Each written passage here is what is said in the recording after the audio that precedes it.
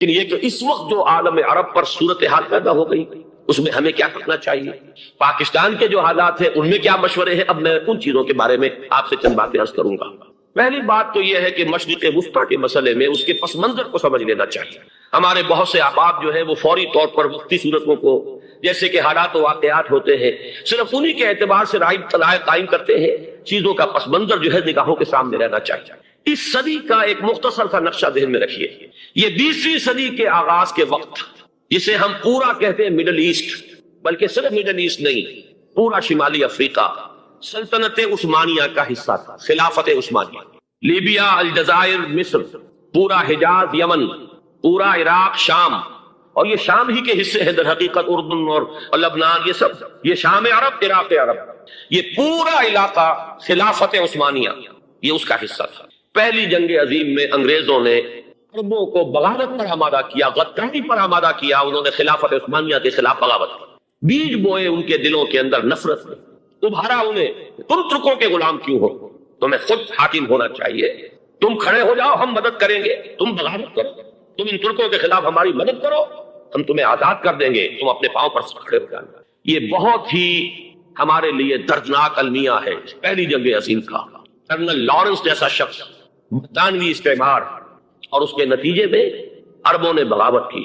اور اس قدر دردناک بات آپ کو بتا رہا ہوں، میں پہلی مرتبہ جب سن 67 میں حج کے لیے گیا مدینہ منورہ میں، ابھی وہ ریل کے انجن کھڑے ہوئے تھے۔ یہ ترکی کے زمانے میں، سلطنت عثمانیہ کے زمانے میں بغداد سے مدینے تک ریلوے لائن تھی۔ یہ پورا ایک عالم سلطنت عثمانیہ، صرف سلطنت نہیں، خلافت عثمانیہ، پوری ٹرینیں جو ہے ترکوں کی اڑائی گئی، ہزاروں ترکوں کو شہید کیا گیا، یہاں تک کہ صحن حرم میں شہید کیے گئے سینکڑوں ترک۔ یہ جرم تھوڑے نہیں، معمولی نہیں۔ آج جس کی سزا مل گئی ہے، معلوم ہونا چاہیے کہ وہ جرائم کون کون سے تھے۔ اب بھی جو لوگ گئے ہیں انہوں نے دیکھا ہوگا ترکی کا قلعہ موجود ہے اوپر پہاڑی کے اوپر، حرم کا جو سب سے بڑا دروازہ ہے باب ملک عبدالعزیز، اس کے سامنے ایک لائبریری ہوتی تھی، اب تو غالباً وہ بھی گرا دی گئی ہے، اس کے پیچھے پہاڑی پر ترکوں کا قلعہ ہے قرآن، اس پر توپیں موجود تھیں۔ جب بغاوت ہوئی ہے، جو حرم میں آئے ہوئے تھے ترک فوجی وہ تو نماز پڑھنے آئے ہوئے تھے، ان کو وہاں ذبح کیا گیا ہے، اور ترکوں نے اپنی توپیں استعمال نہیں کی کہ کہیں بیت اللہ کو کوئی نہ پہنچ جائے۔ بہرحال یہ غداری ہوئی ہے پہلی جنگ عظیم کے دوران، اور نہ صرف ترکوں کے، عربوں نے کی ہے۔ جیسا کہ میں نے کہا تھا، دو ہیں سب سے بڑے مجرم روئے ارضی کے اوپر امت مسلمہ کے طبقات۔ ہمارا پنجابی سپاہی بھی جا کر انگریزوں کی مدد کر کے ایلن بی کو قبضہ جو لے کر دیا بغداد کا، اس میں ہمارے مسلمان پنجابی سپاہی بھی شامل تھے۔ یہ خون چکاں باب ہے ہماری تاریخ کا اس صدی۔ لیکن اس کے بعد سلطنت عثمانیہ کے ٹکڑے ہو گئے، چیچڑے ہو گئے۔ ایک انگریز نے لکھا ہے یہ جملہ، زہر میں بجھا ہوا جملہ، کہ تاریخ میں یہ بات ثبت ہو جائے گی کہ ایک انگریز نے اس سلطنت کے ٹکڑے کر دیے کہ جو عمر فاروق نے قائم کی تھی رضی اللہ تعالیٰ عنہ۔ یہ پورا عالم، یہ تمام علاقہ کس نے کیا گیا؟ یہ بات ہاتھ بدل گئے تھے، وہ کہا گئے خلافت عثمانیوں کے پاس چلی گئی، لیکن یہ سلطنت تو حضرت عمر رضی اللہ تعالیٰ عنہ کے زمانے سے چلی آ رہی تھی۔ اس کو ایک انگریز کرنل نے، اور اس نے بغاوت میں آمادہ کر کے عربوں کو اور ترکوں کے پیٹھ میں چھرا ڈھکوا کر ان کے ذریعے سے اور ٹکڑے کر دیے۔ لیکن جب جنگ ختم ہوئی، اب انہوں نے کہا کہ اب ہمیں آزادی دیجیے۔ اب انہیں معلوم ہوا کہ غداروں کو دنیا میں کیا ملتا ہے، ٹکڑے کر دیے گئے۔ یہ حصہ عراق یہ انگریز کے پاس رہے گا، شام کا یہ علاقہ یہ فرانسیسیوں کے پاس رہے گا، مصر پر انگریزوں کا تسلط رہے گا، لیبیا اطالویوں کے پاس رہے گا، لے دے کر یہ جو علاقہ تھا حجاز، چونکہ وہاں کچھ تھا ہی نہیں، بوادن غیر ذی زرع، یہ عربوں کے پاس چھوڑ دیا گیا۔ اس وقت جو بادشاہ ہیں شاہ حسین اردن کے، ان کے دادا سب سے بڑے غدار وہی تھے، لہذا ان کو اس علاقے کی بادشاہت دے دی گئی۔ اس کے بعد نجد سے ایک تحریک اٹھی ہے، وہ سعودی جو خاندان ہے وہ نجد سے اٹھا تھا۔ نجد میں اس وقت کچھ بھی نہیں تھے، وہ تو صرف ریت کے تودے تھے اور کچھ بھی نہیں، لہذا ادھر کسی استعماری قوت کو دیکھنے کی ضرورت ہی نہیں تھی۔ وہ تو بعد میں تیل برآمد ہوا، اس کی حیثیت ہو گئی، اور یہ امارات کا علاقہ جو ہے اس کی دنیا میں اب گویا کہ یوں سمجھیے کہ جو سب سے زیادہ اہم علاقے ہو سکتے ہیں روئے ارضی کے نقشے پر، ان میں سے ایک وہ ہو گیا۔ لیکن یہ اس وقت کی بات میں کر رہا ہوں، کوئی حیثیت نہیں تھی، لہٰذا اس نے چھوڑ دیا۔ یہ ہے تاریخی پس منظر، یہ لکیریں جو کھینچی گئی ہیں۔ یہ ایک ملت اسلامیہ کو جو قومیتوں میں تقسیم کیا گیا، نعرے لگوائے گئے، المصر للمصریین، الشام للشامیین۔ اب شامی ایک علیحدہ قوم ہو چکے ہیں، مصری ایک علیحدہ قوم ہو چکے ہیں، عراقی ایک علیحدہ قوم ہو چکے ہیں۔ یہ ساری تقسیمیں استعمار کی پیدا کرنا ہے، اس کا کوئی تعلق اسلام کے ساتھ نہیں۔ اب ضرورت تو اس بات کی تھی کہ استعمار کے پنجے جب یہاں سے کچھ ہٹے، دوسری جنگ عظیم کے بعد ایک دور آیا، امریکہ ابھرا ہے دنیا کی عالمی سطح پر سیاست میں، اس کے ہاں کچھ آزادی کے تصورات تھے، اس نے بھی سپورٹ کیا۔ برطانیہ کمزور ہو چکا تھا، وہ اتنے بڑے علاقے کو ہولڈ نہیں کر سکتا تھا، ہندوستان بھی آزاد ہوا، پھر یہ کہ اور دوسرے علاقوں سے بھی اس کو پسپائی اختیار کرنی پڑی۔ استعمار کے پنجے جس طرح بھی ہوئے، ان کے سینوں سے، عربوں کے سینوں سے جو ہے گویا کہ وہ ہٹے، لیکن امریکہ نے ایک اپنی بہت بڑی حکمت عملی جو اختیار کی، عالم عرب کے سینے میں اسرائیل کا خنجر پیوست کر دیا تاکہ یہ کبھی آزاد نہ ہو جائیں، ہمارے انگوٹھے تلے رہے، ہماری پالیسی گواہ کرے۔ یہ استعمار کا دوسری جنگ عظیم کے بعد جہاں برطانوی استعمار، فرانسیسی استعمار رفتہ رفتہ یہ ہٹنے شروع ہوئے، صدر ناصر نے انگریزوں کو اٹھا کر پھینکا میڈیٹرینین میں اور دوسرے جگہوں سے، الجزائر نے آزادی حاصل کی فرانس سے، اطالویوں سے جو ہے لیبیا والوں نے آزادی حاصل کی، یہ ہو گیا، لیکن ایک خنجر پیوست کر دیا گیا اسرائیل کا سینہ عرب۔ اس صورتحال میں ظاہر بات ہے کہ ایک تو بڑی آئیڈیل پوزیشن تھی کہ پورا عالم اسلام متحد ہو، لیکن وہ تو بہت دور کا خواب معلوم ہوتا ہے۔ علامہ اقبال سے بڑا کوئی نقیب نہیں ہے ملت اسلامی کی وحدت کا، ایک ہو مسلم حرم کی پاسبانی کے لیے، نیل کے ساحل سے لے کر تابہ خاک کاشغر۔ لیکن انہیں بھی اپنے لیکچرز میں کہنا پڑا کہ اس وقت جو صورتحال ہے، پورے عالم اسلام کی ایک وحدت بن جانا تو تقریباً ناممکن نظر آ رہا ہے۔ اگر کسی طرح ایک common wealth of Muslim nations وجود میں آ جائے تو بھی بڑی کامیابی ہے، لیکن اس سے بھی پہلے یہ تو زیادہ آسان تھا کہ عالم عرب ایک وحدت کی شکل اختیار کرے۔ یہ تو ایک قوم ہے، اکثر و بیشتر ایک نسل یا زیادہ دو نسلیں کہتی تھی، شمالی افریقہ میں بربر نسل بھی ہے، باقی تو سب عرب ہیں۔ یہ پورا عالم ایک نسل، ایک زبان، پورے اتنے رقبے کے اوپر بولے جانے والے ایک زبان، یہ تو ایک ہو جائے۔ افسوس یہ ہے کہ اس کا ایک ہو جانا، ایک شخصیت ابھری تھی جو مذہبی مزاج کی شخصیت تھی، جو دینی مزاج کی حامل شخصیت تھی، اگر اس کی قیادت میں عالم عرب متحد ہو جاتا تو واقعتاً ایک بہت بڑا جو ہے مرحلہ وہ طے ہو جاتا پوری عالمی ملت اسلامیہ کی ایک وحدت اختیار کرنے کا۔ وہ شخصیت تھی شاہ فیصل شہید کی، اور اس لفظ کے ساتھ ہی آپ کے ذہن میں آ گیا ہوگا کیوں انہیں شہید کر دیا گیا، کس نے کیا کرایا، کہاں سے تعلیم حاصل کر کے آیا تھا وہ جس نے شہید کیا شاہ فیصل شہید کی، اس کی گردن پر کون سوار تھی، وہ یہودی لڑکی کے جس کے فوٹو بھی شائع ہوئے، ایک گردن پر اٹھائے کھڑا ہوا شہزادہ اپنی ایک یہودی دوست کو لڑکی کی، اور وہی ہے کہ جس نے جا کر پستول سے شہید کیا ہے۔ جہاں اچھی طرح جان لیجئے، جیسے بارہا میں نے عرض کیا ہے کہ حضرت عمر کو شہید کرنے والا کہنے کو ابو لولو فیروز تھا، لیکن اس کے پیچھے پورا ایرانی نسل پرستی کا جو پورا پس منظر ہے، اسے تو ہر شخص اس کی ذرا بھی نگاہ جو ہے جو صرف منظر کو نہ دیکھ رہی ہو، پس منظر کو بھی دیکھنے والی ہو، وہ تو جان لے گی کہ ابو لولو فیروز ایک فرد کا نام نہیں تھا، وہ ایران کا انتقام تھا عالم عرب سے۔ بالکل اسی طریقے سے یہ امریکی استعمار کا ہتھ کنڈا تھا، اسے محسوس ہوا۔ شاہ فیصل مذہبی مزاج کا شخص یہ ابھر رہا ہے، اور یہ شاہ فیصل کی حکمت عملی کا ذرا آپ اندازہ کیجئے۔ لاہور میں سمٹ کانفرنس ہوئی، اس میں تو آئے سب سے ٹاورنگ پرسنالٹی پورے اس وقت عالم اسلام کے اندر شاہ فیصل کی تھی، اور وہ گویا کہ ایک بہت ہی جس کو کہا جائے کہ ایک بہت ایلڈرلی، ایک بزرگانہ ایک شخصیت جو ہے، اور انہوں نے اپنی دولت کے دروازے، وہ مشہور تھے کہ نہایت خسیس اور بخیل انسان، اس لیے کہ وہاں وہ خرچ کرتے تھے حساب کتاب کے ساتھ، لیکن ان کے خزانے کھلے ہوئے تھے عالم اسلام کے لیے، ادھر بھی مدد ہے، ادھر بھی مدد ہے، ادھر بھی کام ہو رہا ہے، ادھر بھی کام ہو رہا ہے۔ پھر انہوں نے تیل کا ہتھیار استعمال کر کے ایک دفعہ امریکہ کو دن میں تارے دکھائی دیے تھے، لہذا ان کا ہٹایا جانا سین سے یہ امریکی استعمار کے لیے لازم تھا۔ اب لے دے کر رہ گئے کون سیکولر مزاج کے لوگ۔ پہلی اٹمپٹ جمال عبد الناصر نے کی، ناکام ہو گیا۔ قذافی صاحب نے کوشش کی کہ وہ ان کی جانشینی حاصل کر لے، ناکام ہو گیا۔ اب ایک تیسری شخصیت صدام حسین کی، ملحد ہے، اسلام سے کوئی سروکار نہیں، باس کا فلسفہ سیکولرزم پلس عرب نیشنلزم یہ اصول ہے، لیکن یہ ہے کہ یہ شخصیت ابو بکر ایسی آئی ہے کہ اس سے اس وقت یہ جان لیجئے، میں امریکہ میں بھی عربوں سے مل کر آیا ہوں، سعودی عرب میں بھی اب میں وہ دیکھ آیا ہوں، نوجوان نسل جو ہے عربوں کی، پورا جو دوسرے عرب ممالک ہے جہاں پر کہ مذہب کا اتنا چرچا ہی نہیں ہے، پورا فلسطینی عرب، جارڈن کے عرب، شامی عرب عوام، وہ سب کے سب صدام کے پیچھے ہے، اس لیے کہ انہیں نظر آ رہا ہے کہ ایک شخص پھر ایسا پیدا ہو کر سامنے آ گیا ہے جو شاید عالم عرب کو پھر یونائٹ کرے، اور یہ ہے اصل وہ شے کہ جو امریکہ کے لیے کسی صورت میں قابل قبول نہیں۔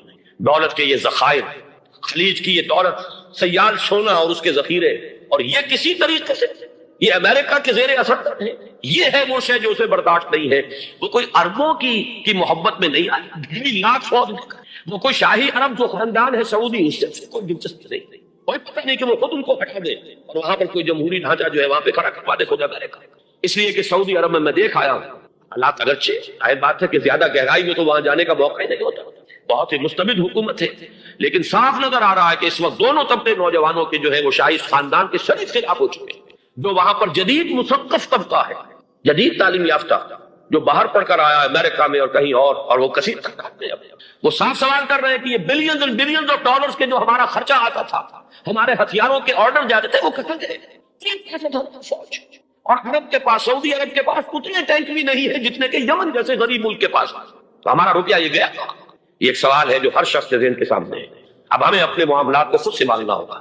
اسی طریقے سے جو مذہبی طبقہ ہے، اور وہاں ہے بڑی تعداد میں مذہبی طبقہ نوجوان جن میں بڑا جذبہ ہے، اور ان کا وہ جوش جہاد انہیں جہاد افغانستان تک لے کر آیا۔ سینکڑوں عرب نوجوان یہاں جو ہے شہید ہوئے۔ اپنے ملک میں تو انہیں بولنے کی بھی کوئی امکان نہیں ہے، لیکن یہاں وہ جذبہ جو اندر اندر پروان چڑھ رہا ہے، وہ جذبہ انہیں لایا ہے اور افغانستان کی سنگلاخ وادیوں کے اندر انہوں نے جام شہادت پوش کیا ہے۔ وہ طبقہ بھی شدید مخالف ہو چکا ہے کہ انہوں نے امریکیوں کو بلا کر، ان میں یہودی بھی ہے، عیسائی تو ہے ہی ہے، یہودی ہے، یہودی عورتیں ہیں جو کچھ اب وہاں بے حیائی اور بے پردگی کے مناظر نظر آ رہے ہیں۔ یہ سرزمین عرب، میں نے امریکہ میں تقریر سنی ہے اسنا کے جو فائنل ان کا ایک سیشن تھا اسلامک سوسائٹی نارتھ امریکہ، جس میں میں مدعو کیا گیا تھا، اسی لیے میں نے یہ سبق کیا تھا۔ ایک نوجوان نے جو تقریر وہاں پر کی ہے، واقعہ یہ ہے کہ میں حیران رہ گیا اس کی جرأت کا۔ اس نے کہا کہ حضور نے فرمایا تھا کہ جزیرہ نما عرب میں دو دین جمع نہیں ہو سکتا، اور آج شاہی خاندان کی صرف اپنی حکومت کو بچانے کے لیے امریکیوں کو اتنی بڑی تعداد میں بلا لیا گیا ہے، جن میں موبائل چچمی ہیں، موبائل سینیگوگز ہیں، یہودی جو ہے دندناتے پھر رہے ہیں آج عرب کی سرزمین پر۔ لہذا جو مذہبی طبقہ ہے وہ اس پر شدید رد عمل جو ہے اس کے اندر پایا جاتا ہے۔ یہ حالات ہیں جو میں آپ کے سامنے چاہتا تھا کہ رکھیں۔ یہ وہ شامت اعمال ہے۔ ایک طرف یہ کہ وہ شخصیت جو ہے صدام حسین کی، وہ کوئی پسندیدہ شخصیت نہیں، لیکن یہ کہ اس شخصیت کو تقویت دینے والے بھی تو یہی لوگ تھے۔ انہیں خطرہ تھا ایران کے انقلاب سے کہ کہیں اسی قسم کا کوئی انقلاب ہمارے ہاں نہ آ جائے، لہذا انقلاب میں ایران کو ایکسپورٹ نہ ہونے دے، اس لیے انہوں نے اسی صدام حسین کو بلینز اور بلینز ڈالرز کی مدد دی۔ آج وہی ہے، عربی کی تو ایک کہاوت بھی ہے، سم من کلبک یاکلو، اپنے کتے کو کھلا پلا کے موٹا کرو، کسی روز تمہیں کو کاٹے گا۔ آج وہ تو انہیں کاٹ رہا ہے، لیکن یہ کہ اس کا جو علاج تجویز ہوا ہے وہ انتہائی خوفناک ہے۔ 2.5 لاکھ امریکی وہ استعمار کے پنجے جو بمشکل عالم عرب کے سینے سے جو گڑے ہوئے تھے اس استعمار نے، مشکل ہٹے تھے کہ ایک دم اب وہاں پر قبلیں آ رہی ہیں، فرانسیسی بھی آ رہے ہیں، برطانوی بھی آ رہے ہیں، کہاں سے فوجیں آ رہی ہیں، اور وہاں پر 2.5 لاکھ تو صرف امریکن آرمی کا، اس میں تقریباً 1.5 لاکھ تو پہنچ چکی، اور جو بھی ہوگا وہاں پر جیسا کہ میں نے عرض کیا ہے اس قدر خوفناک سین ہے۔ میں نے بہت سے حضرات واقف ہوں گے، کئی مرتبہ میں نے حوالہ دیا ہے مولانا سید حامد میاں رحمہ اللہ کا۔ انہوں نے ایک دفعہ مجھے بتایا تھا کہ احادیث میں جو قرب قیامت کے حالات و واقعات کی پیشن گوئیاں ہیں، ان میں یہ ہے کہ وہ جو آخری جنگ ہونی ہے جو کہ دجال کے خلاف ہوگی مسلمانوں کی، اور جس میں کہ حضرت مسیح علیہ السلام کا نزول ہوگا، جس کے سلسلے میں اس سے پہلے ایک جنگ ہوگی بہت خوفناک، بہت خوفناک، اور عجیب الفاظ ان کے یہ تھے کہ اس میں ایک طرف مسلمان اور عیسائی اور یہودی تینوں ہوں۔ یہ بات سمجھ میں نہیں آتی تھی کہ مسلمان اور یہودی ایک جگہ کیسے جمع ہو سکتے۔ آج وہ نقشہ نظر آ گیا، آج اسرائیل، امریکہ، سعودی عرب اب یہ ایک ہے، بلکہ چلتے آئیے مصر، اسرائیل، سعودی عرب اور جو بھی ان کے حواری ہیں وہ سب ایک ساتھ سے کھڑے ہیں، اور ان کے اوپر سیادت کس کی؟ امریکہ کی۔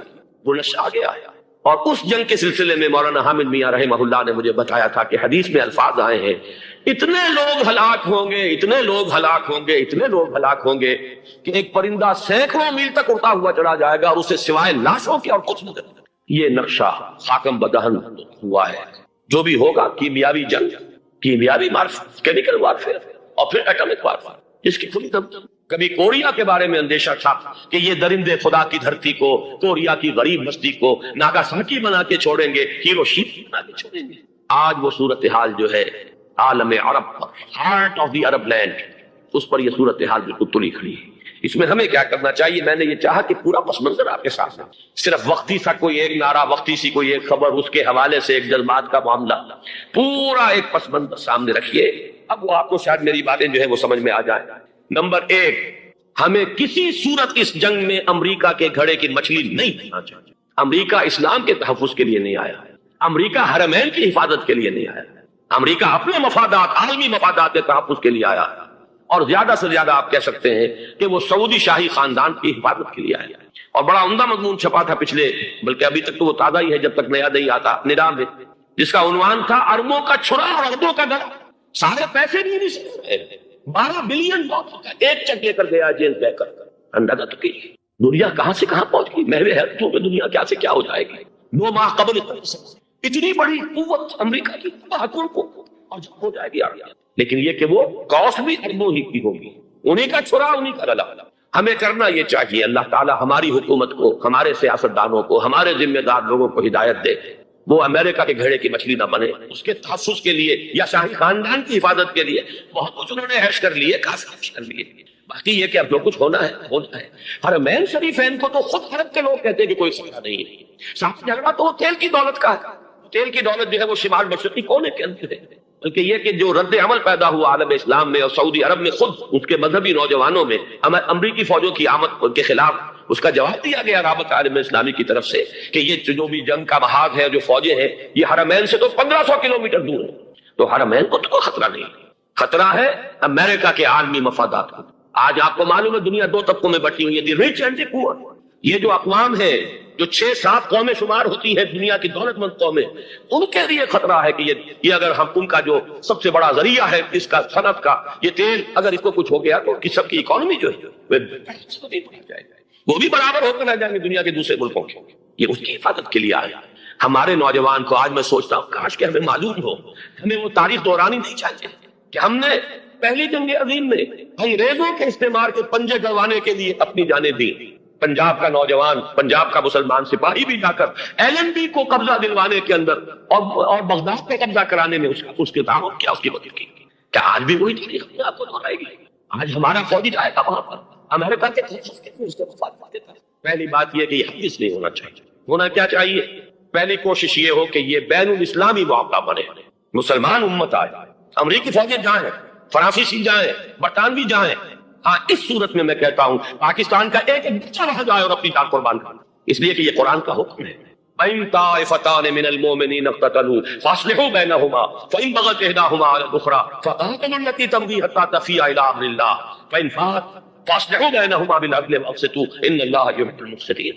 امت مسلمہ کو حکم دیا گیا ہے اگر مسلمانوں کے 2 گروہ لڑ پڑے تو تم صلح کراؤ، اور اگر ایک فریق زیادتی پر تلا رہے تو اب سب مل کر اس سے جنگ کرو، یہاں تک کہ اسے اللہ کے حکم کے آگے جھکا دو۔ پھر اگر وہ اللہ کا حکم مان لے، صلح پر آ جائے، تو عدل و قسط کے ساتھ ان کے درمیان صلح کرنا۔ یہ ہمیں حکم ہے، مسلمان حکم ہے۔ لیکن یہ کہ یہ امریکی آ رہے ہیں اور امریکی استعمار اور امریکی مفادات، اور اس کے لیے جو ہے پاکستان کا مسلمان سپاہی بھی جائے، میرے نزدیک کی کسی میں صحیح نہیں۔ مطالبہ بھی ہو رہا ہے، آج ہی غالباً ایک انٹرویو آیا ہے، شاہ حسین کے بھائی جو ہے حسن بن طلال، ان کا انہوں نے بھی یہی کہا ہے کہ اس کو مسلمانوں کو آپس میں اس معاملے کو طے کرنا چاہیے، اس قضیے کو امریکی فوجوں کو یہاں سے فوراً نکل دینا چاہیے، اور یہی بات میں یقیناً تائید کروں گا، تحسین کروں گا، یہی موقف ایران کا ہے۔ ایران عراق کے خلاف جو UN کے سینکشنز ہیں ہم اس کی پابندی کریں گے، لیکن امریکہ کو یہاں سے نکلنا چاہیے، یہ مسلمانوں کا اپنا معاملہ آپس میں طے کریں۔ پاکستان کو بھی یہی موقف اختیار کرنا چاہیے پوری قوت کے ساتھ۔ اس میں کوئی بھی اگر کمزوری ہو رہی ہے تو در حقیقت یہ گویا کہ ہم امریکی استعمار کے ہاتھ میں اس کا ہارا کار بن کر، کھلونا بن کر استعمال ہو رہے ہیں، جو کہ ہمیں کسی صورت میں نہیں کرنا چاہیے۔ اگر یہ بھی ناکافی ہے تو دوسرا ایک اور مسئلے کا حل موجود ہے اس سے براڈر سطح پر، کہ غیر جانبدار ممالک اگر کوئی ہے ان کو بھی اس قضیے کے اندر شامل کیا جائے۔ ایک تحریک تھی کسی زمانے میں، کافی بڑی تھی، لیکن یہ کہ وہ بھی اگر اس کے اندر شامل ہو جائیں، لیکن امریکہ، رشیا، یہ تو ظاہر بات ہے سپر پاورز ہیں، ان کے مفادات ہیں، عالمی اور گلوبل مفادات ہیں، لہذا اول تو یہ ہونا چاہیے کہ بین الاسلامی معاملہ بنا کر، اس صورت میں جیسا کہ میں نے عرض کیا ہماری پوری فوج بھی جائے اللہ پر توکل کر کے، پاکستان کا محافظ اللہ ہوگا، اگر اللہ کے حکم کے اوپر عمل کرتے ہوئے مسلمان یہاں سے جائیں اور جا کر وہاں پر جو ہے اپنی جانیں دینے کو تیار ہو جائیں۔ لیکن اگر یہ اس میں بھی کافی نہ ہو تو جو بھی غیر جانبدار ممالک ہیں ان کو بھی اس معاملے کے اندر شریک کیا جا سکتا ہے۔ بدرجہ آخر اگر پاکستانی فوج جائے وہ صرف حرمین شریفین کے گرد و نواح میں ان کو ڈپلوائے کیا جانا چاہیے۔ اگر خدا نہ خواستہ وہاں پر کوئی آنچ آنے کی شکل پیدا ہو جائے تو اس کی اے عرض پاک تیری حرمت پہ کٹ مرے ہم، اس کے لیے مسلمانوں کو تیار رہنا چاہیے، اس لیے کہ بہرحال جہاں تک عرض پاک کی حرمت کا تعلق ہے وہ ہمارے ایمان کا جز ہے۔ باقی برطانوی مفادات، امریکی مفادات، صنعتی ممالک کے مفادات یا کسی شاہی خاندان کے مفادات، شاہی خاندان یہ تو گرتی ہوئی دیواریں ہیں، جانا ہے آج نہیں تو کل، لیکن یہ کہ اصل معاملہ ہے امت کا، اصل معاملہ ہے امت مسلمہ کا، اصل معاملہ ہے حرمین شریفین کا، لہذا ان دونوں چیزوں کو لازماً گڑبڑ نہ کریں۔ ہم حضرات کے علم میں ہے کہ اس سے پہلے ایران کی طرف سے بار بار مطالبہ ہوا کہ حرمین کو بین الاسلامی کنٹرول میں دے دیا جائے اور سعودی عرب کا اس کے اوپر سے جو انتظامی عمل دخل ختم کر دیا جائے۔ میں نے کبھی تائید نہیں کی، اس لیے نہیں کی کہ میرا مشاہدہ ہے، میں گیا ہوں بارہا، سعودی عرب کی حکومت نے چاہے خود بھی بڑے بڑے محل بنائے ہیں لیکن حرمین کی خدمت کے اندر بھی کوئی کمی نہیں کی، اس پر انہوں نے اربوں ڈالر اس وقت بھی خرچ کیا ہے، اس کے اوپر انہوں نے اس حج کے انتظامات پر پوری حکومت جو ہے وہ اپنے آپ کو لگائے رکھتا ہے۔ لہذا اس اعتبار سے کوئی کمی کی بات نہیں وہاں پر آئی کہ جس کے لیے ضرورت ہو کہ ان کا عمل دخل وہاں سے ختم کیا جائے، لیکن یہ صورتحال اب جو پیدا ہو گئی ہے یہ بالکل مختلف ہے، اسے اس کے کانٹیکسٹ کے اندر دیکھا جانا چاہیے، اور اسی کے حوالے سے میں نے چند رائے آپ کے سامنے رکھی۔ اب آئیے پاکستان کی طرف جو ہمارا اصل مسئلہ ہے، اس کے تو ہم سب سے بڑے ذمہ دار ہیں، اس کی بھلائی ہے تو برائی ہے تو، اس میں خیر آتا ہے تو وہ بھی ہماری کوشش اس کے لیے ضروری ہے، اور کوئی شر پیدا ہوتا ہے تو اس کی ذمہ داری بھی ہم پر آئے گی۔ اس کے ضمن میں چند باتیں عرض کر رہا ہوں۔ شدید ترین خطرہ ہے، جیسا کہ میں عرض کر چکا ہوں، کہ بھارت حملہ کرے۔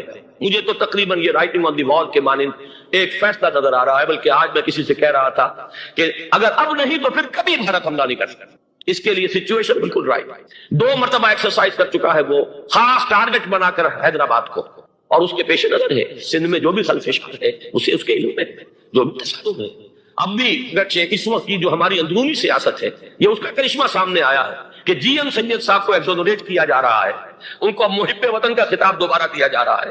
وہ شخص جس نے اسلام کے خلاف انتہائی زہریلی باتیں کی، وہ شخص جس کی کتاب اب پاکستان ٹوٹ جانا چاہیے، وہ لاکھوں کی تعداد میں ہندوستان سے چھپ کر آئی ہے، یہاں تقسیم ہوئی ہے، آج اسے سزا دی جا رہی ہے۔ یہ ہے ہماری اندرونی سیاست کے کرشمے، میں اس پر تفصیل سے نہیں جانا چاہتا، لیکن اس شخص کی دیکھیے، وہ جو علامہ اقبال کا شعر ہے کہ بت کرے میں برہمن کی پختہ زناری بھی دیکھ، دیکھ کعبے میں شکست رشتہ تسبیح شیخ، بت کرے میں برہمن کی پختہ زناری بھی دیکھ، کہ نظر یہ آ رہا ہے کہ اس نے رہا ہوتے پہلا بیان یہ دیا ہے کہ ہماری پہلی ترجیح یہ ہے کہ پاکستان ٹوٹ جائے اور ہندوستان کے ساتھ ہم ایک انڈیپینڈنٹ اسٹیٹ کی حیثیت سے کنفیڈریشن قائم کریں، سندھو دیش confederation with India independent of Pakistan. پھر دوسری ترجیح بھی ہے، تیسری آخری ترجیح یہ ہے کہ پاکستان کو 5 ریاستوں میں تقسیم کر دیا جائے اور ایک لوز کانفیڈریشن ہو، بس اس کے سوا کچھ نہیں۔ 5ویں بھی وہ اردو والوں کے لیے نہیں، مہاجرین کے لیے نہیں، ان کے لیے تو ان کے پاس کچھ نہیں۔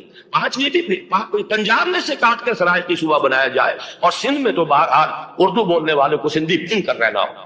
یہ اس شخص کا رہائی کے بعد بھی بیان ہے جسے آپ سند دے رہے ہیں کہ وہ محب وطن ہے، اور وہ غدار نہیں ہے، وہ پاکستان کا مخالف نہیں ہے۔ بہرحال یہ حالات جو ہے انتہائی خوفناک ہے ہمارے۔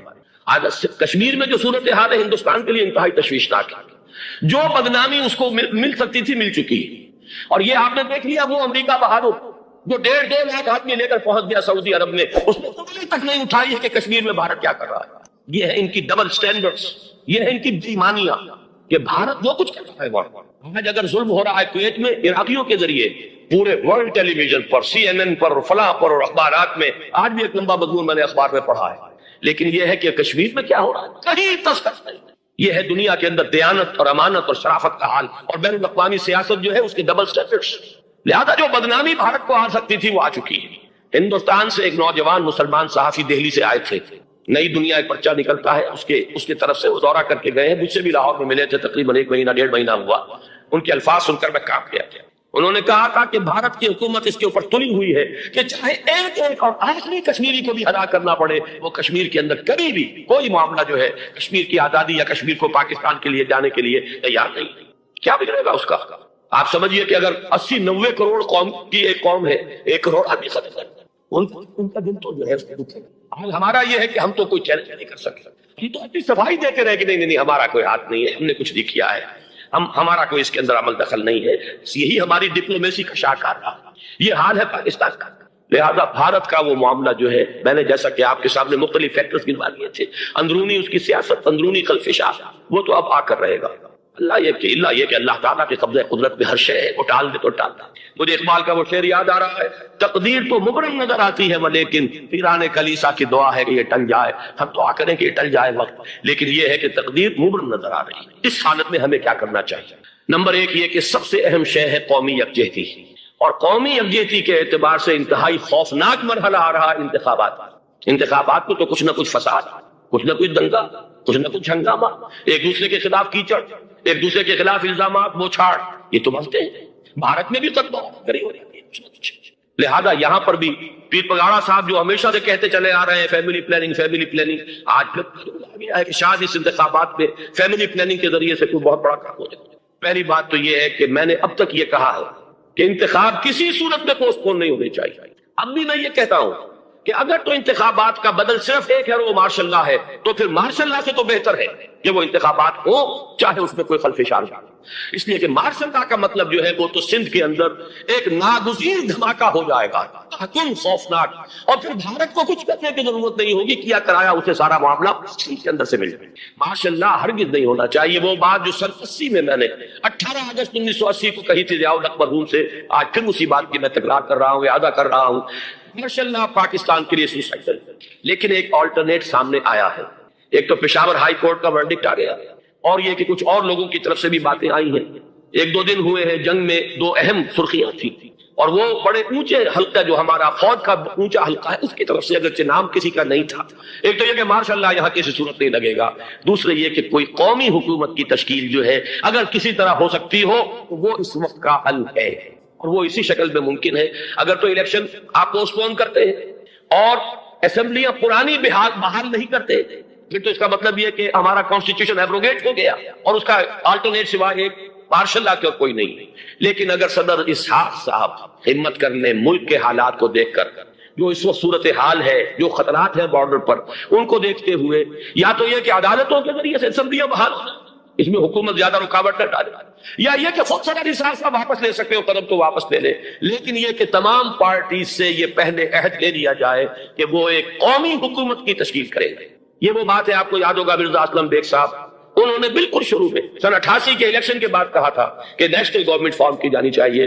اس وقت تو کسی نے دھیان نہیں دیا، پیپلز پارٹی بڑے نشے میں تھی، اس کو خاص طور پر سندھ میں جس طرح کا واک اوور ملا تھا، اس کا ایک نشہ تھا اس کے دماغ پر، اس لیے وہ سوچنے پر تیار نہیں ہوئی۔ لیکن یہ کہ وہ جو ایک فارسی میں کہا جاتا ہے کہ ہر چے دانا کنت کنت نادا لیک بعد از خرابی بسیار، اب اس خرابی بسیار کے بعد بھی اگر عقل آ جائے اور ایک نیشنل گورنمنٹ بنائی جا سکے اور اس کے حوالے سے الیکشن کو پوسٹ پون کیا جا سکے، تو میرے نزدیک یہ رائے پوری قوت کے ساتھ دی جانی چاہیے، پیش کی جانی چاہیے، اس لیے کہ الیکشن اس وقت جس خلفشار کا سبب بن جائے گا، ذریعہ بن جائے گا، اس کو تو گویا کہ اور بھارت کے جو گھناؤنے عزائم ہیں ان کو اور تقویت دینے کا سبب اور ذریعہ بن جائے گا۔ دوسری بات یہ، اس قوم کے اندر جذبہ جہاد، وہ ڈیفینسو جہاد، دفاعی جہاد، جس کے بارے میں کوئی دو رائے نہیں ہو سکتی کہ اس کے لیے جو جان بھی دی جائے گی وہ شہادت کی موت ہو، اس لیے کہ حضور کی حدیث ہے من قتل دون مالہ فہو شہید، جو شخص اپنے مال کی حفاظت کرتے ہوئے مارا گیا مسلمان وہ شہید ہے۔ تو ظاہر بات ہے کہ اپنی آزادی کا تحفظ جو ہے وہ مال کے تحفظ سے زیادہ اہمیت رکھنے والی شے ہے۔ ایک جذبہ جہاد پیدا کیا جائے اور ایک پیپلز آرمی یہاں پر کھڑی کی جائے۔ عوامی فوج صرف نہیں کر سکے گی تحفظ جب تک کہ پوری قوم جو ہے وہ فوج کی شکل اختیار نہ کرے، لیکن ظاہر بات ہے کہ اس کا بھی امکان اسی صورت میں ہوگا جبکہ کوئی ایسی حکومت وجود میں آ گئی ہو کہ جس میں اپوزیشن اور گورنمنٹ کا جھگڑا جو ہے وہ اوپر نہ چل رہا ہو، وہ آپس کی محض آرائی نہ ہو، تبھی کوئی پیپلز آرمی جو ہے اس کا تصور جو ہے سامنے آ سکتا ہے۔ اللہ تعالیٰ توفیق دے کہ ہم اس کو بھی کر سکیں۔ آخری بات، آج میں سوچ رہا تھا کہ حضور کو اللہ تعالیٰ نے 2 تلواریں دے کر بھیجا تھا۔ ایک تلوار قرآن، جاہدہم بہی جہادا کبیرا، اے محمد یہ ہے آپ کی تلوار، اس کے ذریعے جہاد کیجئے، قلع قمع کیجئے جاہلیت قدیمہ کا بھی، قلع قمع کیجئے جاہلیت جدیدہ کا بھی، اور یہ بے یقینی کو رفع کیجئے، ایمان پیدا کیجئے۔ یہ ہے کہ جو آج ہمارے پاس وہ جہاد بالقرآن کے حوالے سے ہے۔ اور دوسرا ہتھیار تھا دین حق، الذی ارسل رسولہ بالہدی ودین الحق لیظہرہ علی الدین کلہ۔ وہ نظام عدل اجتماعی، وہ جو واقعہ یہ ہے کہ اگر اس کا نمونہ دنیا کو دکھا دیا جائے تو پوری دنیا اسے قبول کرے گی، اس لیے کہ دنیا تو پیاسی ہے، دنیا مختلف نظاموں کو ٹرائی کر کے چل چکی ہے۔ اس نے جمہوریت کا تجربہ بھی کر لیا ہے جس نے سرمایہ داروں کی آمریت کی شکل اختیار کر لی، دنیا نے کمیونزم کا تجربہ بھی کر لیا ہے، وہاں سے بھی پسپائی اختیار کر رہی ہے نوع انسانی، لیکن یہ کہ وہ نظام عدل اجتماعی تو ہمارے پاس تھا۔ پچھلے سال آپ کو یاد ہوگا یہاں پر دسمبر کے مہینے میں اس کے اوپر سیمینار ہوئے تھے، سیاسی نظام، معاشی نظام، معاشرتی نظام، اخلاقی نظام، وہ پورا نظام زندگی جو ہے وہ ہمارے پاس ہے جس کے لیے یہ ملک لیا گیا تھا، اسلامی انقلاب برپا کر کے، اور یہاں پر اس دین کو قائم کیا جائے۔ میں چند باتیں بھارت کے حوالے سے کہنا چاہتا ہوں۔ بھارت کے سلسلے میں ہم سے بہت بڑی بڑی کوتاہیاں ہوئی ہیں ہندو قوم کے حوالے سے۔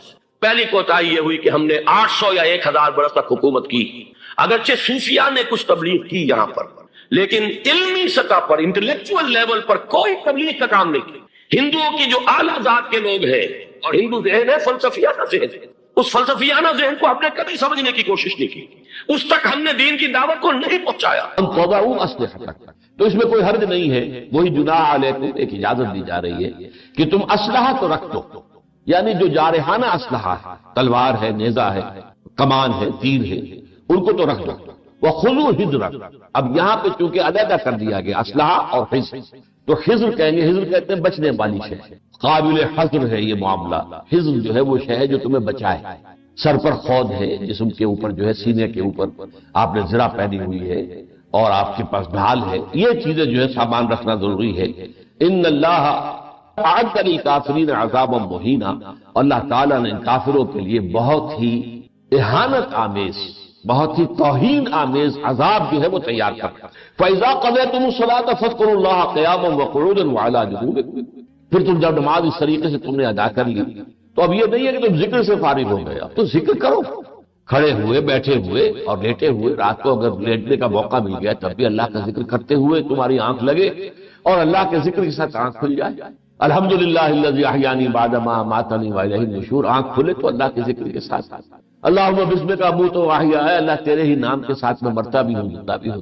تو یہ ساری چیزیں جو ہے ان میں ذکر، کھڑے بیٹھے لیٹے ہر حال میں اللہ کو یاد رکھنا، جس کو اب کہا جاتا ہے ذکر کثیر، وَاذْكُرُوا اللَّهَ ذِكْرًا كَثِيرًا لَعَلَّكُمْ تُفْلِحُونَ، جو سورہ جمعہ میں آیا ہے فَإِذَا قُضِيَتِ الصَّلَاةُ فَانتَشِرُوا فِي الْأَرْضِ وَابْتَغُوا مِنْ فَضْلِ اللَّهِ وَاذْكُرُوا اللَّهَ كَثِيرًا لَعَلَّكُمْ تُفْلِحُونَ۔ اور اس ذکر کثیر کی میں نے کئی مرتبہ وضاحت کی ہے کہ سب سے عمدہ شکل کیا ہے، ایک تو یہ بھی ہے تسبیح آپ کریں سبحان اللہ و بحمدہ سبحان اللہ العظیم، کلمتان حبیبتان الی الرحمن خفیفتان علی اللسان ثقیلتان فی المیزان، سبحان اللہ و بحمدہ سبحان اللہ العظیم۔ یہ آخری حدیث ہے جس پر کہ امام بخاری نے اپنا مجموعہ احادیث جو ہے صحیح بخاری اس کو ختم کیا۔ دو کلمے ایسے ہیں جو اللہ کو بہت محبوب ہیں، زبان پر بہت ہلکے ہیں لیکن اللہ کی میزان میں بہت بھاری ہیں، سبحان اللہ و بحمدہ سبحان اللہ العظیم، اس کی آپ تکرار کرتے ہیں۔ اسی طریقے سے دنیا کا جو کام بھی آپ کر رہے ہیں اس میں اللہ کے نبی کی طرف سے جو مسنون دعائیں ہیں وہ آپ پڑھتے رہتے ہیں۔ پانی پینے لگے ہیں بسم اللہ پی چکے ہیں تو الحمدللہ الذی اطعمنی وسقانی وجعلنی من المسلمین، پڑھتے رہیے۔ ہر کام کے ساتھ، دنیا کا کوئی کام آپ تصور نہیں کر سکتے جس کے ساتھ دعا مسنون موجود ہو، یہاں تک کہ تعلق ضرور شو ہے، مباشرت ہے، اس کے پہلے بھی دعا، تو دعا اللہ کو تو ہر وقت یاد کرتا، کبھی بھی نہ بھولا۔ تو اللہ تعالیٰ کے ساتھ ذکر کثیر کی یہ شکل جو ہے یہ برقرار رہنی چاہیے۔ یہ تو ایک معین ذکر ہے جو نماز کی شکل میں تم پر نازل کر دیا گیا، اقم الصلاۃ علی ذکری، یہ گویا کہ ذکر کا ستون ہے، لیکن اس کے گرد جو ہے ذکر کی بہت سی شکلیں جو ہے وہ ہمہ وقت ذکر جو ہے وہ موجود رہنا چاہیے۔ فَإِذَا اطْمَأْنَنْتُمْ فَأَقِیمُوا الصَّلَاةَ، پھر جب تم امن میں آ جاؤ، اطمینان، اب وہ خوف کی حالت ختم ہو گئی تو نماز قائم کرو، جیسے کہ نماز کے قائم کرنے کا حق۔ وہ اب اقامت الصلاۃ کے سارے شرائط ہوں گے، اس میں پھر وہ اذان بھی ہوگی، اس میں اقامہ ہوگا، اس میں جو ہے صف بندی پوری ہوگی، ٹھیک جو ہے امام صف بندی کرے گا، تیر لے کر جائے گا اور لوگوں کو جو ہے سیدھا کرے گا جو آگے پیچھے ہوں گے، یہ سارے کام جو ہے اور پورے سکون کے ساتھ تمام ارکان کو ادا کرتے ہوئے، جسے کہا جاتا ہے کہ یہ تمام ارکان جو ہے ان کا عدل، ان کا حق ادا کیا جائے، یہ سارا نماز کا نظام جو ہے پھر قائم۔ ان الصلاۃ کانت علی المؤمنین کتابا موقوتا، یہ ہے جس کا میں نے حوالہ دیا تھا ابتدا میں۔ یقیناً نماز تو مومنین پر فرض کر دی گئی، کانت علی المؤمنین، کسی کے ذمے کوئی کام لگاتے، لام کسی کے حق میں کوئی چیز ہونا، اور اعلیٰ کسی کے اوپر ذمہ داری جس کا وہ جواب دہ ہو، جس کے ذمن میں اس کی مسئولیت۔ ان الصلاۃ کانت علی المؤمنین، وہ اہل ایمان کا لازم ہے، فرض ہے، ان کے ذمے ہے۔ اور یہ کتاباً، دیکھیے کتاب کا لفظ قرآن مجید میں آتا ہے شرعی حکم کے، کتب علیکم القصاص، کتب علیکم الصیام، کتب علیکم القتال، جب کوئی شے حکم کے درجے میں آ جائے تو وہ پھر کتاب لکھ دیا گیا، جیسے کہ اب یہ طے ہو گئے، سمجھے، جب قلم، اب قلم جو ہے اٹھا لیے گئے، سیاہی خشک ہو گئی، تو یہ ہے معاملہ اللہ کی طرف سے طے لکھ دیا۔ ان الصلاۃ کانت علی المؤمنین کتابا موقوتا، وقت نماز کا معاملہ وقت کے ساتھ. آپ کو معلوم ہے کہ جب سورج نصف النہار پر ہے اس کے بعد جب ڈھلکنا شروع ہوگا تو ظہر کی نماز شروع ہوگی. اگر کبھی آئے شاید قیامت کا دن کوئی ایسا بھی آئے کہ سورج کھڑا رہ جائے تو ظہر کا وقت نہیں آئے گا، پھر ظہر فرض نہیں ہوگی. اگر سورج غروب ہی نہیں ہوتا مغرب فرض نہیں ہوگی. تو یہ وقت کے ساتھ اس کو باندھ دیا گیا، اوقات ہے اس کے. اگرچہ ان اوقات کا تعین آپ کو معلوم ہے قرآن مجید میں نہیں ہے. کیا کرے گا؟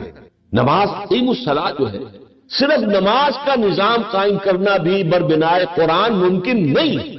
دو آدمی بھی متفق نہیں ہوں گے نماز کے نظام پر اگر آپ سنت کو بیچ میں سے نکال. کجا یہ کہ 1400 برس بیت گئے اور امت میں کوئی اختلاف نہیں. 5 نمازیں ہیں، کوئی اختلاف ہے؟ فجر کی 2 رکعتیں ہیں، مغرب کی 3 ہے، کوئی اختلاف ہے؟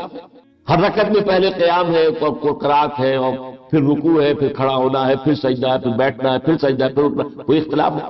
90-95% نماز جو ہے وہ متفق علیہ امت. اور یہ سارا اصل میں فیض ہے، فیضان ہے، یہ احسان ہے سنت رسول کا صلی اللہ علیہ وسلم. سلو کما رہے تو منہ نہیں اسلتی. فرق کیا پڑتا ہے کسی نے ہاتھ یہاں باندھ لیے کسی نے یہاں باندھ لیے، کیا فرق پڑا؟ میں طاقت اور ڈرل جو ہے، ڈرل نماز کی ڈرل، اس میں کوئی رکھنا نہیں پڑتا. کوئی یہاں ہاتھ باندھے کھڑا، کوئی یہاں ہاتھ باندھے کھڑا ہے نا، سب کھڑے برابر کھڑے. کسی نے کہہ دیا آمین بالجار، کیا فرق پڑ گیا؟ کسی نے رکوع میں جاتے ہوئے جو ہے وہ پھر رفع دین کر لیا، کیا فرق پڑا؟ وہ ڈرل جو ہے، پیریڈ جو ہے نماز کی، اس میں کہیں رکھنا ہوگا. اس کا سب سے پہلا تاثر مجھے یوں سمجھیے کہ آج سے 40-42 سال قبل جو ہے پہلے حج کے موقع پر 62 میں ہوا. میں حیران منظر دیکھا میں نے کہ ہر طرح کا مسلمان موجود ہے. کالے موجود ہیں، حبشی موجود ہیں، زرد منہ موجود ہیں، جاوا اور سماٹرا کے لوگ موجود ہیں، اور یورپ کے لوگ موجود ہیں، عرب کے لوگ موجود ہیں، ہندی ہیں، سب. لیکن یہاں پہ اور مسلک حنفی، مالکی، شافعی، حنبلی، جعفری، شیعہ یہ. لیکن نماز کا جو ہے وہ ٹوٹتا ہی نہیں. اگر کسی مسلک میں یہ ہوتا جیسے کہ رکوع ایک ہے، سجدہ بھی ایک ہے، تو ظاہر بات ہے وہ تو ایک سجدہ کر کے کھڑا ہو جاتا اور دوسرا جو ہے وہ سجدے میں جاتا کہ دوسرا سجدہ بھی اس کے نزدیک ہے. تو ٹوٹ گئی تھی جماعت. یہ ناداں گر گئے سجدے میں جب وقت قیام آئے. جو کھڑے ہو گئے اس کو یہی کہیں گے نا، یہ ناداں گر گئے سجدے میں جب وقت قیام آئے. اب تک کھڑے ہونے کا وقت ہو گیا تھا، یہ کہاں گر گئے سجدے کے؟ کسی کی رائے ہوتی کہ رکوع بھی 2 ہے جیسے سجدے 2 ہے، اب بھی جماعت ٹوٹ جاتی. جماعت نہیں ٹوٹتی. اور وہ صرف یہ فیضان ہے، یہ احسان ہے سنت رسول کا صلی اللہ علیہ وسلم. فَإِذَا اطْمَأْنَنْتُمْ فَأَقِيمُوا الصَّلَاةَ إِنَّ الصَّلَاةَ كَانَتْ عَلَى الْمُؤْمِنِينَ كِتَابًا مَوْقُوتًا وَلَا تَهِنُوا فِي ابْتِغَاءِ الْقَوْمِ. اور دیکھو اے مسلمان، اپنے دشمن کا پیچھا کرنے میں کمزوری مت دکھاؤ، سستی مت دکھاؤ. ظاہر بات ہے کہ حالت جنگ میں کبھی ایسا ہوتا ہے کہ دشمن آپ کا پیچھا کر رہا ہے، کبھی آپ کو دشمن کا پیچھا کر رہا ہے. لیکن اب ظاہر بات ہے کہ آپ دشمن کے پیچھے جا رہے ہیں. ہو سکتا ہے کوئی آدمی ذرا سست چلے، پیچھے رہے تاکہ مڈ بھیڑ ہو تو میں بچا رہا ہوں، یا کوئی اور خوف کا اظہار کرے. اور وہ منافقین کا معاملہ ہے، کیونکہ سارا جو ہے یہ ہم نے آپ کو بتایا کہ ڈوری جو ہے وہ نفاق والی ہے. وَلَا تَهِنُوا فِي ابْتِغَاءِ. ابتغاء کی معنی تلاش کرنا، حاصل کرنے کی کوشش کرنا. یہاں مراد کیا ہے؟ پیچھا کرنا. اور بالکل ہمت نہ ہارو، کمزور نہ پڑو، سستی نہ دکھاؤ اپنے دشمنوں کا پیچھا کرنے میں. کس قدر پیارے الفاظ آ رہے ہیں. ان تکونوا تعلمون. اگر تمہیں علم پہنچتا ہے، علم اردو میں بھی ہم کہتے ہیں رنج و علم، اگر تمہیں کوئی صدمہ ہوتا ہے، تمہارا کوئی نقصان ہوتا ہے، تمہیں کوئی تکلیف پہنچتی ہے، فَإِنَّهُمْ يَعْلَمُونَ كَمَا تَعْلَمُونَ. تو انہیں بھی تم نقصان اٹھانے پڑتے ہیں جیسے کہ تم اٹھاتے. کیا وہ جانے نہیں دے رہے؟ وہ اپنے دین باطل کے لیے جانے دے رہے ہیں، وہ اپنے جھوٹے معبودوں کے لیے جانے دے رہے ہیں. تم معبود وقت کے لیے جان جانے کو تیار ہے اور مدعی ہو ایمان کی. اگر تمہیں تکلیف پہنچ رہی تو انہیں بھی پہنچ رہی ہے. تم ان کا پیچھا کر رہے ہو تو کبھی وہ تمہارا پیچھا کر رہے ہو. وہ بھی جانے دیتے ہیں. اور جو کافر ہیں یقاتلون فی سبیل الطاغوت، وہ بھی تو قتال کر رہے ہیں، مرتے وہ بھی تو. 70 جو ہے بدر میں مارے گئے تھے کہ نہیں مارے گئے تھے؟ بڑے بڑے سردار تھے جو مارے گئے. تو تم جو ہے کہاں اس معاملے کے اندر سستی دکھاتا؟ تم ایمان پہ مدعی ہو. ولا تهنوا في ابتغاء القوم ان تكونوا تعلمون فانهم يعلمون كما تعلمون وترجون من الله ما لا يرجون. اور تمہیں تو اللہ سے وہ توقعات ہیں جو انہیں نہیں ہیں. تم آخرت پر یقین رکھتے ہو، تم اللہ پر یقین رکھتے ہو. تمہیں یقین ہے کہ اللہ تعالیٰ جو ہے جو اس کی راہ میں جان دے گا وہ سیدھا اس کو جنت کے اندر داخل کر دے گا. تم جو کچھ توقع رکھتے ہو وہ جھوٹے معبود جو ہے اور صرف اپنی دنیا کے تحفظات کے لیے وہ اپنی جانیں دے رہے ہیں، تکلیفیں اٹھا رہے ہیں، سختیاں جھیل رہے ہیں، قربانیاں دے رہے ہیں. تو تم معبود برحق کے لیے اور دین حق کے لیے کام کرنے کو تیار. وَتَرْجُونَ مِنَ اللَّهِ مَا لَا يَرْجُونَ وَكَانَ اللَّهُ عَلِيمًا حَكِيمًا، اور یقیناً اللہ تعالی علیم ہے، حکیم ہے، سب کچھ جاننے والا ہے، کمال حکمت والا. اس کے بعد جو یہ دو رکوع آ رہے ہیں، یہ ایک خاص واقعہ اس کے پس منظر میں ہے. پہلے اس کو سن لیجیے تو پھر سے ترجمہ کافی ہو جائے گا. مسلمان معاشرہ جو تھا، میں بتا چکا ہوں، بڑی پیچیدگی تھی کہ ایک طرف تو مدینے کے اندر منافق موجود تھے، ضعفاء بھی تھے، منافق نہیں تھے لیکن ایمان کمزور تھا. ایمان کمزور تھا تو کبھی قبائلی عصبیت طالب آ گئی، کبھی اپنے گھرانے کی قرابت داری کا خیال جو ہے آ گیا، بجائے حق اور عدل و انصاف کے حمایت جو ہے اپنے رشتہ دار کی ہوتا تھا. آخر انسان تھے، ان کے دلوں سے یہ ساری چیزیں بالکل کھرچ کر تو نہیں نکالتی گئی. ایک نیوکلیس تھا، ایک انر کور تھا ان صحابہ کا کہ جو تن من دھن سب کچھ نثار کرنے کے لیے ہر طرف. لیکن ساتھ ہی جیسے کہ میں نے کہا شیڈز، ضعیف الایمان لوگ بھی تھے. پھر اس سے آگے جو ہے منافق درجہ اول کے، منافق درجہ دوم کے، منافق درجہ سوم کے بھی موجود ہیں، جن کے اندر دشمنی تھی، عداوت تھی حضور کی، خاص طور پر مسلمانوں کی عامل وموم. پھر دوسری طرف باہر جو ہے منافقین جو ایمان کے دعوے دار ہیں اور وہ ہجرت کرنے کو تیار ہیں، ہجرت نہیں کر رہے اگرچہ اس کی استعداد رکھتے ہیں، استقامت. اب وہ گڑبڑ ہے، قبیلوں کے اندر ہے مسلمان، کیا کیا جائے؟ ان کے ساتھ جنگ ہو رہی ہے تو ان کا کوئی خاص لحاظ رکھا جائے. یہ سارے احکام جو ہم پڑھتے چلے آ رہے ہیں، جب تک کہ یہ کانٹیکسٹ آپ کے سامنے نہ ہو کہ وہ صورتحال کیا تھی، کس قسم کی پیچیدگیاں تھی اس قبائلی معاشرے کے، تو اس کو آپ سمجھ نہیں سکتے ان چیزوں کو. اس لیے کہ یہ تو میرے نزدیک قرآن مجید جو ہے ایک اعتبار سے آپ کہہ سکتے ہیں مینول آف محمدن ریولوشن صلی اللہ علیہ وسلم، حضور کے انقلاب کا مینول ہے. مینول، تم یہ کرو پھر یہ ہو جائے گا، پھر یہ کرو پھر یہ کرنا، ہر چیز کے ساتھ آپ کو مینول ملتے. تو اسی طریقے سے قرآن مجید جو ہے مینول آف ریولوشن ہے. وہ پورے ان حالات کے اندر جیسے جیسے تبدیلیاں ہو رہی تھی ویسے ویسے اللہ کی طرف سے ہدایات نازل ہو رہی. اب ہوا کیا کہ ایک مسلمان، کیا وہ منافقی تھا، تاما نام تھا یا بشیر ابن عبیرہ، بنو ظفر ایک گھرانہ تھا.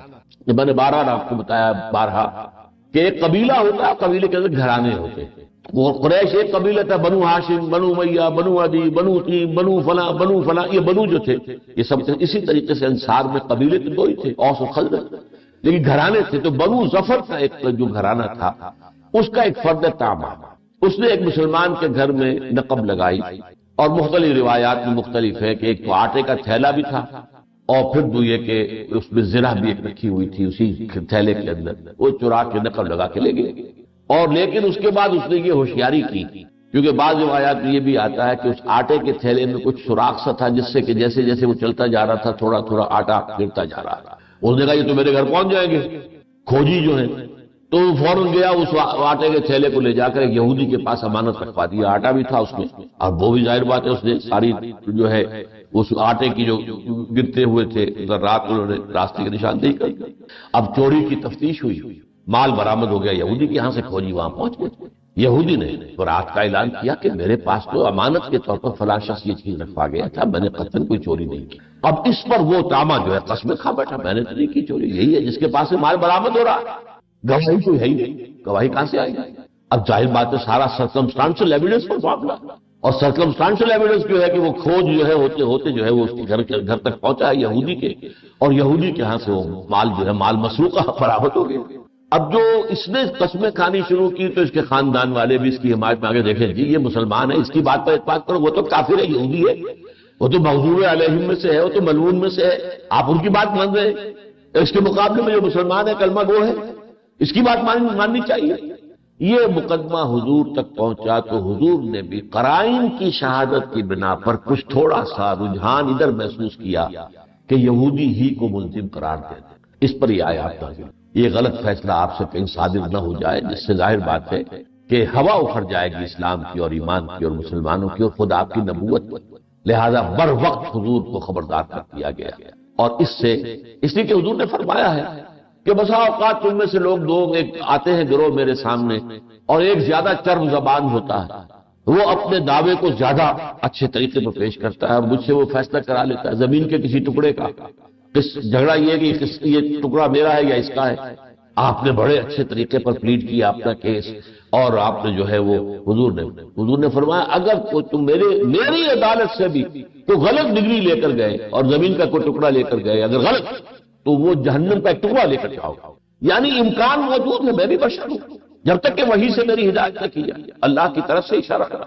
تو ظاہر بات ہے کہ انسان بحثیت بشر، جو جیسا کہ سورہ کہف کے آخر میں قل انما انا بشر مثلکم یوحی الی انما الہکم الہ واحد، تو میں بھی ظاہر بات ہے کہ قیاس کروں گا، سوچوں گا، غور کروں گا، قرائن کی شہادت پر میں فیصلہ کر لوں گا۔ لیکن اگر کوئی غلط فیصلہ لے گیا، چاہے وہ میری عدالت سے لے کر گیا، ڈگری میری ہے، لیکن وہ جہنم کا ٹکڑا لے کر گیا، زمین کا ٹکڑا نہیں لے کر، تو فرمایا انا انزلنا الیک الکتاب بالحق لتحکم بین الناس بما اراک اللہ، اے نبی ہم نے آپ پر یہ کتاب نازل کی ہے حق کے ساتھ، تاکہ آپ فیصلہ کریں لوگوں کے مابین اس چیز کے مطابق جو اللہ آپ کو دکھا دے۔ اب یہاں اراک اللہ جو ہے، یہ اراک اللہ کی طرف سے ایک خاص شعبہ ہے جو اللہ تعالیٰ جو ہے اپنے نبی کو بر وقت کسی بات کو سجھا دیتا، جیسے کہ حضرت یوسف کے بارے میں آتا ہے وَلَقَدْ هَمَّتْ بِهِ وَهَمَّ بِهَا لَوْلَا أَن رَأَىٰ بُرْهَانَ رَبِّهِ، جب زلیخا نے اقدام کیا ہے تو وہ تو آگے بڑھی تھی، وہ بھی بڑھتا اگر نہ دیکھ لیتا اپنے رب کی ایک برہان، اپنے رب کی اللہ تعالیٰ کے عین وقت پر کوئی برہان آئی ہے۔ اور روایات میں آتا ہے کہ دیوار پر انہیں حضرت یعقوب علیہ السلام نظر آئے جو اپنے ہونٹوں کے اوپر انگلی رکھے ہوئے تھے، ہرگز نہیں، یہ کام کرنے کا نہیں۔ تو یہ دیکھ کر حضرت یوسف جو ہے پیچھے ہٹ گئے۔ تو اللہ تعالیٰ بر وقت رہنمائی کرتا ہے، بما اراک اللہ، اللہ تعالیٰ نے جو کچھ آپ کو دکھایا ہے اس کے مطابق آپ فیصلے کریں۔ ولا تکن للخائنین خصیما، اور دیکھیے آپ ان خیانت کرنے والوں کے حق میں جھگڑنے والے نہ ہو جائیں۔ یہ تو خائن ہے، جھوٹ بولا ہے، اس نے غلط حرکت کی ہے، دوسرے کے اوپر الزام ٹکا رہا ہے، تو آپ کہیں اس کی طرف سے اللہ تعالیٰ کے ہاں کہیں جھگڑا لے کر کھڑے نہ ہو جائیں، اس کے وکیل نہ بن جائیں کہ خدا نہ خواستہ۔ اب یہاں براہ راست اگرچہ خطاب حضور سے صلی اللہ علیہ وسلم، یہاں مراد اصل سے یہاں روح سخن ہے اس مجرم کے ان رشتہ دار کی طرف، تمہیں کیا ہو گیا؟ تم اس خائن شخص کے لیے، اس غلط کار شخص کے لیے جو ہے جھگڑا کر رہے اور اس کے حق کے اندر آ گئے، مظاہرہ کرنے کے اوپر تیار ہو گئے، کھڑے ہو گئے اس کی حمایت کے اندر۔ ولا تکن للخائنین خصیما واستغفر اللہ۔ پھر دیکھیے یہاں پہ اگرچہ صیغہ واحد کا ہے، بظاہر خطاب حضور سے، اللہ سے معافی طلب کیجئے، ان اللہ کان غفور الرحیم، اللہ تعالیٰ غفور الرحیم ہے، لیکن ظاہر ہے یہاں بھی روح سخن، جیسے میں یہ ہمارے گھریلو کہاوتوں میں سے ہے کہ بیٹی ری بیٹی تجھ سے کہوں اور بہو ری بہو تو کان رکھ، یعنی بہو سے خود خطاب کر کے ایک ساس کا کچھ کہنا کہ یہ کر، یہ مت کرو، یہ نہ کرو، بسا اوقات جو ہے وہ بہو پر ناگوار گزرتا ہے کہ یہ میرے اوپر اپنی جو ہے حاکمیت جو ہے وہ ٹھوس رہی ہے۔ لیکن وہی بات اگر بیٹی سے کہیں گے آپ خطاب کر کے، بیٹی دیکھو یہ کام اس طرح نہیں ہونا چاہیے، یہ سرل کرنا چاہیے، تو بہوری بہو تو کان رکھ، تو سنا میں تجھے رہی ہوں، اگرچہ بظاہر میں خطاب جو ہے وہ بیٹی سے کر رہی ہوں۔ تو یہ قرآن میں بہت جگہوں پر ہے کہ خطاب بظاہر حضور سے، اصل میں روح سخن جو ہے وہ ان دوسرے لوگوں کی طرف ہے کہ جو اس کی حمایت کے اندر کھڑے ہوئے۔ وَلَا تُجَادِلْ عَنِ الَّذِينَ يَخْتَانُونَ أَنفُسَهُمْ، اور مت جھگڑو ان لوگوں کے حق میں ان کی جانب سے کہ جو اپنے جانوں سے خیانت کرتے ہیں، انہوں نے خیانت کی، چوری کی، اور اس کے بعد جو ہے اب تم بھی ان کی طرف سے مجادلہ کہتے ہیں جھگڑا کر دیں، جی یوں نہیں ہے جی، یہ دیکھیے یہ مسلمان ہے جی، دیکھیں یہ تو کلمہ گو ہے، یہ تو فلاں وقت میں اس نے ابھی یہ نیک کام بھی کیا تھا، آپ اس کی بات مانیے۔ ظاہر بات ہے کہ اور کوئی عینی شاہد تو ہے نہیں، کوئی اور گواہ ہے نہیں، یا سرکمسٹانشل ایویڈنس ہے اور یا پھر لوگوں کے بیانات ہیں، تو یہ سارا جو تم جھگڑا کر رہے ہو اس کی طرف سے۔ وَلَا تُجَادِلْ عَنِ الَّذِينَ يَخْتَانُونَ أَنفُسَهُمْ إِنَّ اللَّهَ لَا يُحِبُّ مَنْ كَانَ خَوَّانًا أَثِيمًا، یقیناً اللہ تعالیٰ بالکل پسند نہیں کرتا ان کو جو نہایت خیانت کرنے والے ہیں، گناہ گار، وہ آدمی کوئی بھی کسے باشا۔ حضور نے تو فرمایا صلی اللہ علیہ وسلم لَوْ أَنَّ فَاطِمَةَ بِنْتَ مُحَمَّدٍ سَرَقَتْ، اگر فاطمہ بنت محمد بھی چوری کرے گی تو اس کا بھی ہاتھ کاٹنا ہے، اس لیے کہ یہ بڑی ایک خاتون، بڑی بنو مخزوم کی ایک خاتون تھی، نام اس کا بھی فاطمہ تھا۔ یہ بنو مخزوم وہ خاندان ہے جس میں سے ابو جہل بھی تھا، مخزومی، تو وہ خاتون بڑی عزت والی تھی، اس نے چوری کی، اس کے ہاتھ کاٹنے کا حکم صادر ہو گیا۔ لوگوں نے سفارش کی حضور بڑے اونچے گھرانے کی عورت ہے، بڑے شریف خاندان کی عورت ہے، ان کی تو ناک کٹ جائے گی، خاندان کی عزت مٹی میں مل جائے گی۔ آپ نے فرمایا اگر محمد کی بیٹی فاطمہ رضی اللہ تعالی عنہ اگر وہ چوری کرتی تو اس کا بھی ہاتھ کاٹا جاتا۔ اور تم سے پہلی امتیں اسی لیے جو ہے تباہ ہوئی، برباد ہوئی کہ جب ان میں سے عام لوگ جرم کرتے تھے تو سزائیں دی جاتی تھی، جب ان کے بڑے بڑے لوگ جرم کرتے تھے تو ان کو نہیں سزا دی جاتی۔ یہ اسلام کے اندر یہ کام نہیں ہوگا۔ ان اللہ لا يحب من كان خوانا اثیما یستخفون من الناس، یہ لوگ شرماتے ہیں، ڈرتے ہیں، بچتے ہیں لوگوں سے، ولا یستخفون من اللہ، اللہ سے نہ خائف ہیں، ایمان ہو تو اللہ کا خوف ہو، جھوٹ بول رہا ہے، اللہ کا تو خوف نہیں، ایمان نہیں، اللہ کا کیا خوف؟ وہ لوگوں سے بچتے ہیں، لوگوں سے ڈرتے ہیں، قسمیں کھا کھا کے اپنے صداقت کا یقین دلا رہے ہیں۔ ولا یستخفون من اللہ وهو معهم اذ یبیتون ما لا یرضى من القول، اور وہ تو ان کے ساتھ ہوتا ہے جبکہ وہ راتیں بتاتے ہیں ایسی باتیں کرتے ہوئے جو اللہ کو پسند نہیں ہے۔ ان کی سرگوشیاں ہوتی ہیں، دیکھو جی اس طرح کرو، اس طرح جتھا بندی کرو، جا کے وہاں پر سب کے سب لوگ ایک وقت کھڑے ہو جاؤ اور حضور کے سامنے کھڑے ہو کر جو ہے اس کا کیس کمپلیٹ کرو۔ یہ راتوں کے مشورے جو ہے اللہ جانتا ہے، اللہ ان کے ساتھ تھا، اللہ دیکھ رہا تھا، اللہ سن رہا تھا یہ کیا کر رہے ہیں۔ وہ معلوم یبیت، بات ابھی تو رات گزارتا، بیتا یبیت، یہ باب تفصیل ہو گیا، یعنی گھڑی گن گن کر کہ اب کل پیشی ہونی ہے حضور کی خدمت میں، تو ذرا کس طریقے سے تم یہ کہنا، تم یہ کہنا، تمہاری طرف سے یوں بات آئے، اس طرح سے آئے۔ اذ یبیتون ما لا یرضى من القول، جو اللہ کو راضی نہیں ہے اس بات پر۔ وکان اللہ بما یعملون محیطا، اور جو کچھ یہ کر رہے ہیں اللہ اس کا احاطہ کیے ہوئے، کوئی عمل بھی اس کی گرفت سے، اس کے علم سے باہر نہیں۔ ہاں انتم ہؤلاء جادلتم عنہ فی الحیاۃ الدنیا، دیکھو یہ تم لوگ وہ ہو جنہوں نے ان کی طرف سے، منافقین کی طرف سے دنیا کی زندگی میں مجادلہ کیا، جھگڑا کیا، ان کی حمایت کی، ان کا ساتھ دیا، ان کی مدد کی۔ فَمَن يُجَادِلُ اللَّهَ عَنْهُمْ يَوْمَ الْقِيَامَةِ، قیامت کے دن کون جھگڑے گا ان کی طرف سے؟ ایک دن اصل تو وہ آنا ہے، فیصلے کا دن تو وہ ہوگا۔ تم اپنے عزیز کی، اپنے رشتہ دار کی، اپنے خلمے والے کی، اپنے خاندان والے کی، اپنے قبیلے والے کی حمایت کر رہے ہو گے اور ایک جھوٹے شخص کا ساتھ دے رہے ہیں۔ سوچو غور کرو، ظاہر بات ہے کہ یہ چیز ان سے چھپی نہیں رہ سکتی، اس کے گھر والوں سے چھپی نہیں رہ سکتی کہ کون اصل مجرم کون ہے، اس کے خاندان والوں سے چھپی نہیں ہو سکتی کہ چوری اصل میں کس نے کی، لیکن اس کے باوجود تم کھڑے ہو گئے۔ ہاں تم یہ تم لوگ وہ ہو، ہاں وہ لوگ جادلتم عنہم فی الحیاۃ الدنیا، دنیا کی زندگی میں تو تم ان کی طرف سے جھگڑا کر رہے ہیں، ان کی حمایت میں، ان کی پشت پناہی میں۔ فمن یجادل اللہ عنہم یوم القیامہ، تو قیامت کے دن اللہ